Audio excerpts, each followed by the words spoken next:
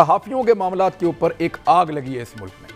सहाफ़ी को 3 लोग मारते हैं और कुछ सहाफ़ी खड़े होकर कहते हैं जी ISI वालों ने मारा। उसके बाद पाकिस्तान की ISI के ऊपर पर्चा भी करवाने के लिए पहुंच जाते हैं और फिर मुल्की कौमी सलामती के इदारों को गालियां देते हैं, बदतमीज़ी करते हैं, बहुत गंदे अल्फाज का चुनाव करते हैं और लगातार ये सिलसिला जारी है। आज भी उन्हीं साहब का एक कॉलम छपा है और छपा किस अखबार में है? द प्रिंट में। द प्रिंट वो अखबार है जो सिर्फ पाकिस्तान के खिलाफ लिखता है। भारत का अखबार है, शेखर गुप्ता का, वो इसके एडिटर इन चीफ हैं। 2017 में उन्होंने शुरू किया था। पाकिस्तान में जो कुछ हो रहा है इस वक्त जर्नलिस्ट के साथ और जर्नलिज्म के इदारों के साथ, वो कोई नया नहीं, मगर इस बार दुनिया में बहुत बड़ी डिस्कशन हो रही है कि क्या ऐसे ही होता रहेगा। रिसेंटली हमने चाइना पाकिस्तान का इमेज बेहतर हो रहा है या और ख़राब हो रहा है? क्या भारत इसके पीछे है? जैसा कि पाकिस्तान का मीडिया ही कहता रहता है कि हर साजिश के पीछे भारत है। ये तो खुद ही कर रहे हैं। No one, yeah, I agree with भट्टी साहब, no one can just come up और कहे कि आर्मी के खिलाफ बात करे। Unacceptable, totally unacceptable। खुदा की कसम निकल गई कि यार हम अपने जनरल्स की ये इज्जत करते हैं और फिर एक लफ्ज इस्तेमाल किया जनरल मुशर्रफ के मुतालिक। How dare anybody speak about the chief of the army staff, whether serving or previous ones? नाम नहीं लूंगा, लेकिन जब भी फौज के बारे में बात होती है तो कुछ पाकिस्तानी एंकरों को गुस्सा तो आ नहीं रहा होता, लेकिन जिसको अंग्रेजी में कहते हैं ना sir, they whip themselves into a frenzy. अब आपको दिखाना ना कि मैं कितना लॉयल हूँ GHQ रावलपिंडी से, तो आपने कैसे वो खुसूसी इदारों के खिलाफ बोल दिया और अपने आप को सर वहां पे मुंह लाल पीला करके और सर मुंह से झाग निकल रहा है, पागल हो रहे हैं वहां पे, और ये हामिद मीर को मार दो और इसको मार दो, मतीउल्ला जान को टांग दो, ये लोग ड्रामा टीवी में करते हैं सर, दिखाने के लिए इनको पैसे भी मिलते हैं। और यही बात आसिफ गफूर साहब ने तो ट्वीट करके बोली थी उस लेडी जर्नलिस्ट के बारे में, नाम भूल गया मैं उस लेडी जर्नलिस्ट का, उसके बारे में उन्होंने बोला था कि भाई तुम्हारी पेमेंट अगर बाकी है ISPR से तो मैं दिलवा देता हूँ। उन्होंने ट्विटर पे बोला उस लेडी जर्नलिस्ट को कि अगर तुम्हारी पेमेंट बाकी है तो आ जाना मेरे पास, मैं दिलवा दूंगा तुम्हें। सो ये इसका मतलब DG ISPR खुद बोल रहा है कि भाई हम साथियों को पैसे देते हैं। और उसमें लेडी जर्नलिस्ट सना कुछ ऐसी नाम था, I forget her name, I don't remember the lady journalist name, but Asif Ghafoor साहब ने अपने ट्विटर हैंडल से, पीस फॉर चेंज जो उनका ट्विटर हैंडल है, उससे उन्होंने ट्वीट करा था कि भाई दिस थिंग मैं तुम्हें पैसे दिलवा दूंगा तुम्हारे। वो एक ताना मार रहे थे उसको, ही वाज बीइंग sarcastic कि तुम हमारे खिलाफ बोल रही हो, क्यों बोल रही हो हमारे खिलाफ, कि तुम्हारे पेमेंट रह गई तो मैं दिलवा देता हूँ, दैट वे। तो सर हम इस तरीके से देखते हैं।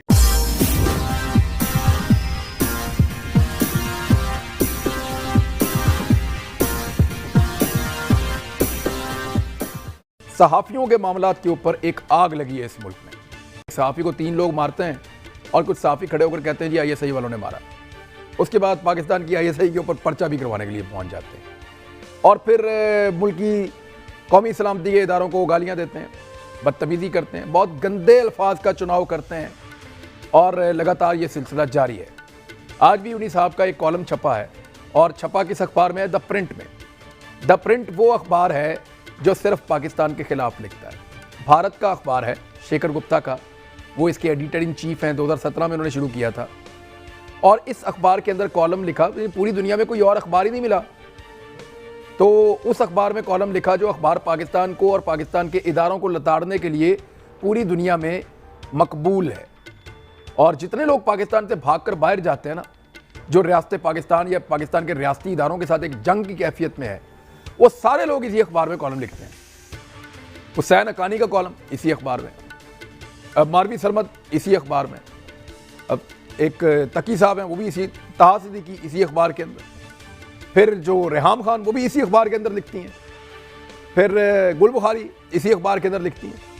तो और बहुत सारे नाम हैं जो इस अखबार के अंदर लिखते हैं पाकिस्तानी, और ये सारे वो पाकिस्तानी हैं जो भागे दौड़े हुए हैं।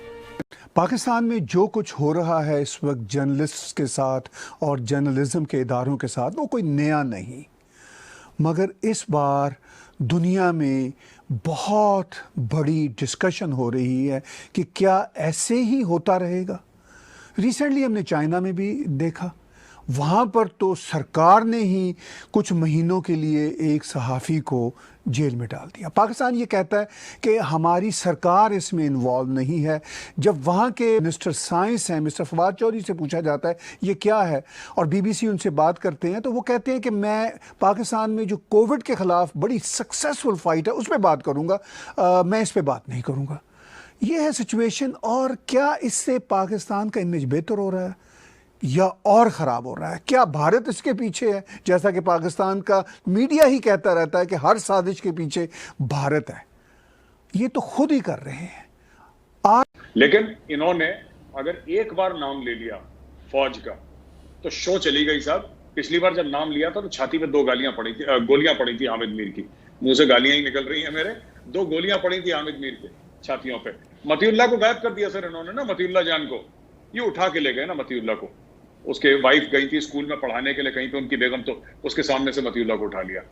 तो ये सब पाकिस्तान में इंस्टीट्यूशनलाइज्ड है और इसकी कोई सुनवाई नहीं है सर। भारत में जब गलतियां होती हैं इसकी सुनवाई है और कोर्ट्स उसको सीधा करती हैं। पाकिस्तान में फौज के खिलाफ कौन सी कोर्ट जाने वाली है?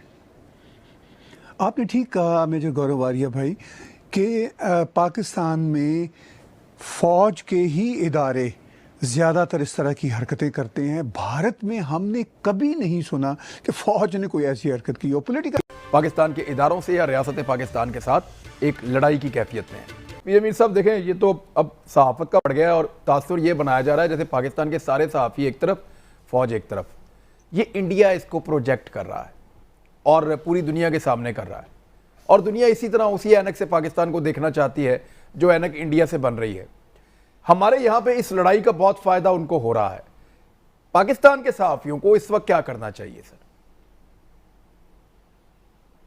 देखें, ये जो सिचुएशन जो हमने देखी है अभी सोशल मीडिया के ऊपर, ये बड़ी डिप्लोरेबल है और बड़ी अफसोसनाक है कि जिसकी वजह से हम कायम हैं आप उनको हिट कर रहे हो। This is unacceptable. मैं तो नाम लेता हूँ, हामिद मीर को नहीं चाहिए था ये काम करना। आई थिंक इट वॉज, मैं सिंपल वर्ड है, इट इज़ डिसग्रेसफुल। कॉलीग है, हर चीज़ है, but wrong is wrong, right is right. That is the way it should be. और मुझे कोई इसमें हेसिटेशन नहीं है। जो गलत काम करे भाई उसको करो, स्ट्रेट एक्सपोज करो। हम नहीं करते लोगों को। अगर हमारे अंदर कोई गलत काम करे, why don't we say it? Why do we run away with it? Speak your mind. आपने देखो, आप प्ले करोगे किसके हाथ में? हिंदुस्तान के हाथ में, जो आपको एक एक मौका, वो तो उसका टीवी एक मैंने देखा है इंडिया का कि जी पाकिस्तान के अंदर जर्नलिस्ट ये हो गए, हमारे जर्नलिस्ट भी यही है, ये मिल के काम कर। What nonsense are you talking about? No one, ये आई एग्री विद भट्टी साहब, no one can just come up और कहे कि आर्मी के खिलाफ बात करे। Unacceptable, totally unacceptable, and there is no question and no debate on it at the end of the day. अब बात आती है कि कोई पर्सनालिटी किसी के मुतालिक अगर तुम कर रहे हो, यार मेरे तो टांगे नीचे से निकल गई, मैं बीवी का ये हो जाएगा, मेरी टांगे खुदा की कसम निकल गई कि यार हम अपने जनरल्स की ये इज्जत करते हैं। और फिर एक लफ्ज़ इस्तेमाल किया जनरल मुशर्रफ के मुतालिक। आप तो हामिद मीर हो या इस तरह के पाकिस्तान के जो आइकॉनिक जर्नलिस्ट हैं, जो पॉपुलर जर्नलिस्ट हैं, उनके साथ आपका जैसे कहते हैं ना वो ठनी भी रहती थी। आपके पॉइंट ऑफ व्यू उनके साथ लगा नहीं खाते थे, वो आपसे एग्री नहीं करते थे। लेकिन आप और मैं डिसएग्री करते हैं जो कुछ हो रहा है पाकिस्तान में। हामिद मीर को बात करने का हक है। ये हक उन्हें पाकिस्तान के एनवायरनमेंट में उन जैसे जर्नलिस्टों को मिल सकता है आपके ख्याल में आने वाले समय में? देखिए साहब, मेरी और हामिद मीर की 1-2 बार लड़ाई भी हुई है ट्विटर पे। कभी मिलने का मौका नहीं मिला, लेकिन ट्विटर पे मैंने कुछ बोला, उनको अच्छा नहीं लगा, उन्होंने बोला मुझे अच्छा नहीं लगा, ये सब। और मैं हामिद मीर के साथ डिसएग्री भी करता हूं, पर मैं ये नहीं कह सकता। देखिए, हामिद मीर को मैं डरपोक नहीं बोलूंगा, पहली चीज ये, क्योंकि वो डरता नहीं, आदमी बेखौफ है। पाकिस्तान में बीच में शहर के खड़े होके फौज का नाम लेना, मैं फिर से ये बात कहना चाहता हूं ताहिर साहब कि यहाँ इतने सख्त हालात हैं। मैं खुद उसका एक विक्टिम हूँ। मैं कनाडा में रहता हूँ, पाकिस्तान में भी नहीं रहता। यहाँ पे बैठ के पाकिस्तान की बेहतरी चाहते हुए उनके सिस्टम के सुधार की बात करता हूँ। यहाँ पे मुझे एस्टैब्लिशमेंट की तरफ से धमकियाँ मिलती हैं। ये मैं ऑन रिकॉर्ड कह रहा हूँ। अभी जब ये मिस्टर आसिफ गफूर हुआ करते थे ISPR में, तो उन्होंने कुछ जर्नलिस्टों की तस्वीरें दिखाई थी एक कॉन्फ्रेंस में उन्होंने कहा था कि ये पाकिस्तान के लिए ख़तरा है, और मेरी भी तस्वीर ऑन टॉप थी उसमें। हालांकि मैं वहाँ रहता नहीं, मैं जाता आता नहीं, मैं आप कैनेडियन शहरी हूँ, मेरे पास सिर्फ कैनेडियन सिटीजनशिप है, मैंने पाकिस्तान की सिटीजनशिप को भी छोड़ दिया। इस हद तक वो चेज़ करते हैं, ये बहुत ही बुरी बात है, अफसोस की बात है। वाकई मैं आपका शुक्रिया अदा। How dare anybody speak about the chief of the army staff, whether serving or previous ones? कि इस तरह की बात करते हो तुम हमारे चीज को, आप क्या मैसेज दे रहे हो जवान को, आप क्या मैसेज दे रहे हो एक आर्म सोल्जर को कि ये हमारे चीफ ऑफ आर्मी स्टाफ की इज्जत है? It is unacceptable, totally unacceptable. This cannot go on, and I'm sorry to say some action has to be taken on this, because this cannot continue like this. हम एक state हैं, there is a rule of law, there is a law, and that's the way it is. हम क्या करते हैं, हर कोई prime minister पुराना हो उसकी माँ बहन कर देते हैं, कोई सर्विंग हो उसकी माँ बहन कर देते हैं, कभी जजेस की माँ बहन कर देते हैं। यार क्या कर रहे हैं हम अपने जो आपके जो डिस्टिंग्विश्ड जजेस हैं, फॉर्मर प्राइम मिनिस्टर्स हैं, करंट प्राइम मिनिस्टर्स हैं, what are we doing with this country? हम फ्री फॉर ऑल है यार, हम मजाक उड़ा रहे हैं, और वो जो साथ बैठा है हिंदुस्तान के अंदर वो आपका मजे ले रहा है, वो आपके मजे ले रहा है, और सोशल मीडिया पर हमारी बैंड बजा रहा है। यार आज हामिद मीर को पूरे पाकिस्तान में कोई अखबार नहीं मिला कॉलम लिखने के लिए, पूरी दुनिया में कोई अखबार नहीं मिला। द प्रिंट में कॉलम लिखा, जो लगातार लिखता ही पाकिस्तान के खिलाफ है, रियासत और फौज के खिलाफ लिखता है, उसका रिकॉर्ड है कि वो फौज के खिलाफ लिखता है, तो सिर्फ इसी में कॉलम लिखना था। राय की बात है, फ्रीडम ऑफ एक्सप्रेशन की बात है पाकिस्तान में, it is there for all to see. Pakistan sir has lost over 200 journalists in the past I think 25 odd years sir. 25 साल में इनके 200 से ज्यादा जर्नलिस्ट का मर्डर हो चुका है सर, ये कत्ल कर चुके हैं जर्नलिस्ट को। तो और ये सब करवाती है फौज, इनकी आईएसआई करवाती है, बाकी किसी को क्या लेना देना सर, बाकी किसी को क्या लेना देना वहां पे जर्नलिस्ट को। आदि वहां पे लोग पढ़ने लिखने के शौकीन नहीं है, तो किसको क्या पता लग रहा है? टीवी अभी अभी आई है सर, 15-20 साल हो गए टीवी को आए हुए। तो मेरा ये कहने का मतलब है सर कि ये एक स्टेट का हैवी हैंडेडनेस जो है, राइट, कि हम कर सकते हैं। और इसका सबसे बड़ा मैं बता रहा हूं कारण चाहता हूं सर, मैं इस तरीके से देखता हूं इस पूरी चीज को कि they are causing harm to Pakistan, क्योंकि इनके स्टेक्स नहीं है पाकिस्तान में सर, ठीक है, रहना कोई नहीं चाहता सीनियर लेवल पे। जनरल फैज जो आईएसआई चीफ हैं, जरा पता लगाइए जनरल फैज के घर पाकिस्तान के बाहर कितने हैं, आपको पता लग जाएगा सर कि जनरल फैज के घर है। तो जनरल फैज जब तक आईएसआई का चीफ रहेगा, पूरी लूटमार करेगा, पूरी मारकाट करेगा, पूरे पैसे लूटेगा पाकिस्तानी अवाम के। अगर general Faiz chief of army staff बन गया, जो कि बाजवा साहब चाहते हैं कि वो ना बने, लेकिन अगर जनरल फैज बन गए, आशीर्वाद राज सबकर वो बन गए, तो फिर और लूटेंगे, उसके बाद बाहर चंपत हो जाएंगे, जैसे बाकी आर्मी चीफ और बाकी जनरल इनके बाहर रहते हैं।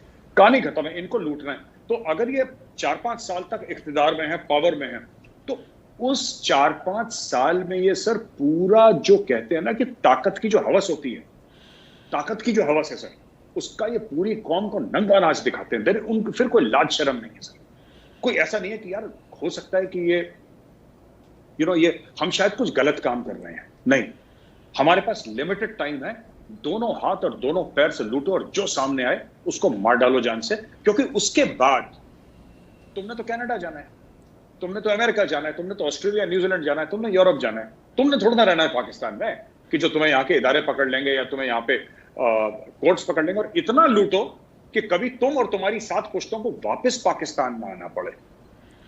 अब आपको क्या लगता है जनरल कियानी वापस आएंगे पाकिस्तान?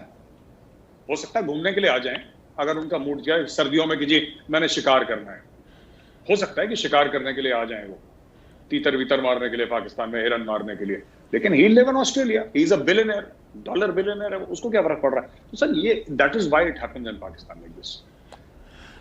लेकिन आज हम देखते हैं कि पाकिस्तान की बहुत सारी आवाम जो है वो इससे अवेयर भी हो रही है और वो सोशल मीडिया पे रिएक्ट भी कर रही है, लेकिन ऑन द अदर हैंड एक बहुत बड़ा चंक है पाकिस्तान की आवाम का जो पाकिस्तान की इस्टेब्लिशमेंट के ताकतवर बूटों के आज भी आशिक हैं। ये सिनेरियो आपको एक नेबरिंग कंट्री में बैठे हुए एक एनालिस्ट के तौर पे कैसा लगता है? सर मुझे तो बड़ी हंसी आती है कि इनके बूटों के आशिक हैं। मैं देखता हूँ, मैं एंकर्स का नाम नहीं लूंगा, लेकिन जब भी फौज के बारे में बात होती है तो कुछ पाकिस्तानी एंकरों को गुस्सा तो आ नहीं रहा होता, लेकिन जिसको अंग्रेजी में कहते हैं ना sir, they whip themselves into a frenzy.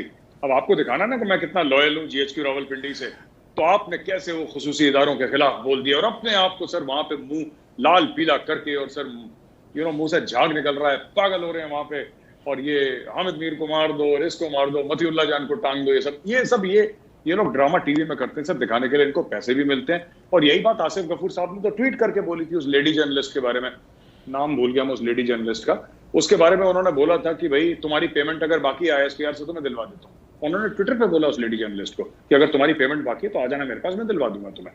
सो ये इसका मतलब DG ISPR खुद बोल रहा है कि भाई हम साथियों को पैसे देते हैं। और उसमें लेडी जर्नलिस्ट सना कुछ ऐसी नाम था, I forget her name, I don't remember the lady journalist name, but Asif Ghafoor साहब ने अपने ट्विटर हैंडल से, पीस फॉर चेंज उनका ट्विटर हैंडल है, उससे उन्होंने ट्वीट करा था कि भाई दिस थिंग मैं तुम्हें पैसे दिलवा दूंगा तुम्हारे। वो एक ताना मार रहे थे उसको, ही वाज बीइंग sarcastic कि तुम हमारे खिलाफ बोल रही हो, क्यों बोल रही हो हमारे खिलाफ, क्या तुम्हारे पेमेंट रह गई तो मैं दिलवा देता हूँ दैट वे। तो सर हम इस तरीके से देखते हैं कि ये जो